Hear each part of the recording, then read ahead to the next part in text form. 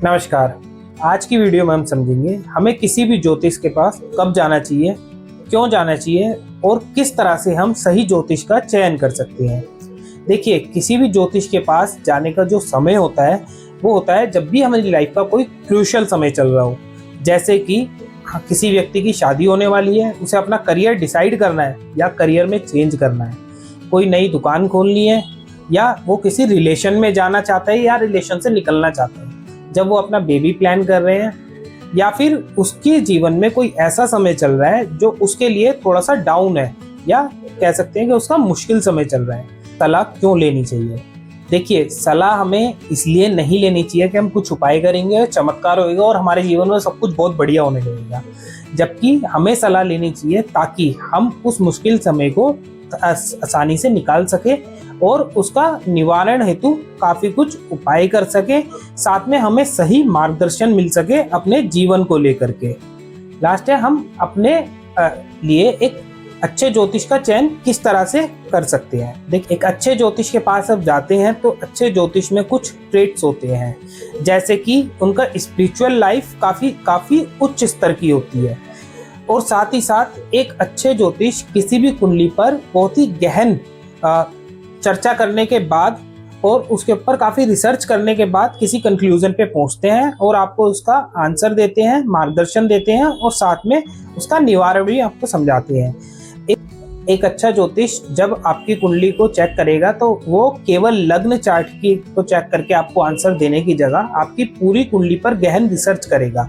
गहन रिसर्च करने का तरीका यह होता है, सबसे पहले वो लग्न चार्ट को ही देखेंगे। लग्न चार्ट में ग्रहों की स्थिति, ग्रहों की युति और ग्रहों की दृष्टि कहाँ पर जा रही है, वो इस चीज को चेक करेंगे। साथ ही साथ वो चंद्र कुंडली को चेक करेंगे और हो सकता है सूर्य कुंडली को भी चेक करें। साथ ही साथ वह षोडश वर्ग के चार्टों को चेक करेंगे, जैसे कि D9, D10, D2, D3, इन सब चार्टों को। उसके बाद उनका काम होता है गोचर को देखना। गोचर को लग्न चार्ट के साथ देखना, षोडश वर्ग के चार्ट के साथ देखना, और साथ ही साथ सभी ग्रह किस नक्षत्र के अंदर हैं तो नक्षत्रों के भी उन्हें देखना होता है। साथ ही साथ वो देखते हैं अष्टक वर्ग और उसमें पॉइंट, किस ग्रह ने कितने पॉइंट्स दिए हैं और किस स्थान को कितने पॉइंट मिले हैं। साथ में मूर्ति निर्णय करनी होती है। इन सभी को मिलाकर के वो एक कंक्लूजन पे पहुंचते हैं, जैसे कि फॉर एग्जांपल किसी ज्योतिष में 7th हाउस में मंगल बैठा हुआ है लग्न चार्ट में, और कोई भी ज्योतिष उसे देखेगा तो एक बात बोल सकता है जिसने केवल लग्न चार्ट देखा है कि ये पूर्ण मांगलिक दोष है, जबकि ऐसा नहीं है। अगर दूसरे चार्टों में मंगल की स्थिति अच्छी है और वो किसी भी तरह से मंगल दोष नहीं बता रहा तो मंगल दोष का परिहार भी होता है। तो इन सब तरह की स्थितियों को देखकर एक अच्छा ज्योतिष कंक्लूजन पे पहुंचता है और वहां से वो आपको सलाह देते हैं। और वो जो सलाह होती है उसका मतलब ये नहीं होता कि वो किसी भी तरह का चमत्कार कर देंगे। हाँ, वो आपके बुरे समय के अंदर स्थितियों को अच्छा करने के लिए उपाय दे सकते हैं, अच्छे समय के अंदर स्थितियों को और बेहतर करने के लिए उपाय दे सकते हैं। साथ ही साथ अपने जीवन में किस तरह से निर्णय लें, इस चीज का आपको एक आभास हो जाता है। साथ ही साथ किस तरह के ज्योतिष से आपको बचना चाहिए। आपको ऐसे ज्योतिषियों से बचना चाहिए जो आपको बहुत ज्यादा डरा रहे हैं। जैसे कि एक बार मैं अपना एग्जाम्पल बताता हूँ। मेरे पास एक कुंडली आई थी और उस कुंडली में एक बच्चे की कुंडली में बालारिष्ट योग था, लेकिन वो योग बहुत ज्यादा खतरनाक नहीं था।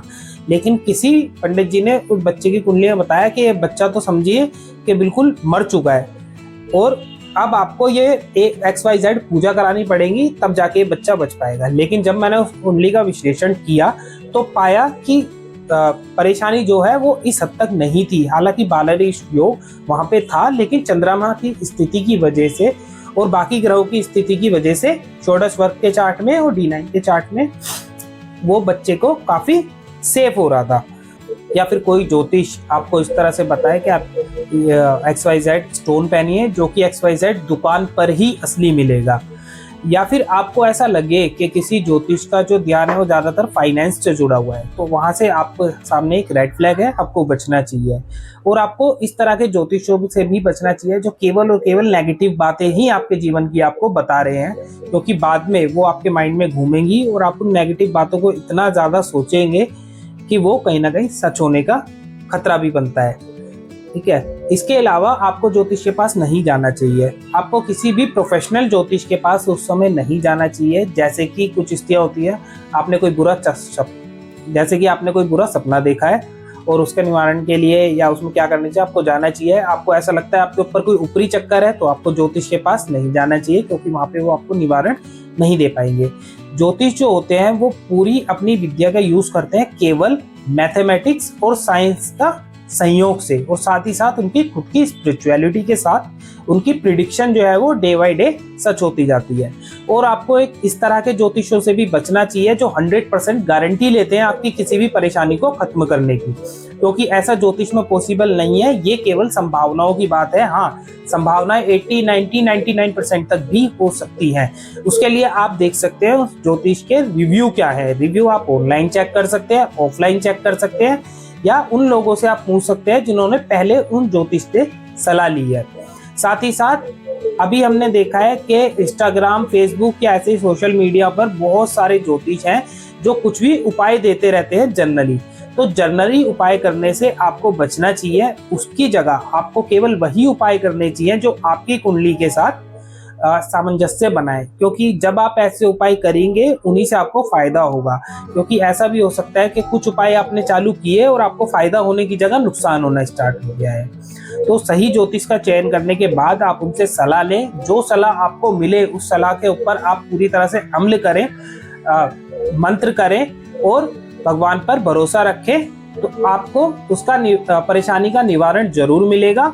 और साथ ही साथ अगर आपका जीवन बहुत अच्छा चल रहा है, आपको किसी चीज की कोई कमी नहीं है, उस समय भी आपको ज्योतिष के पास अपना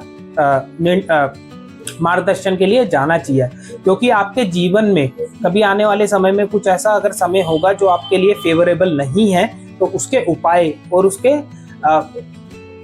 उपाय और साथ में आपको जीवन में क्या क्या निर्णय लेना चाहिए वो अभी से आपको बता सकते हैं।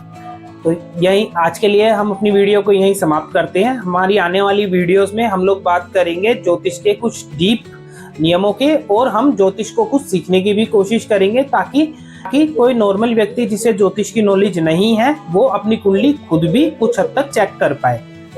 धन्यवाद। मैं ज्योतिष वरुण आनंद। जय माता दी।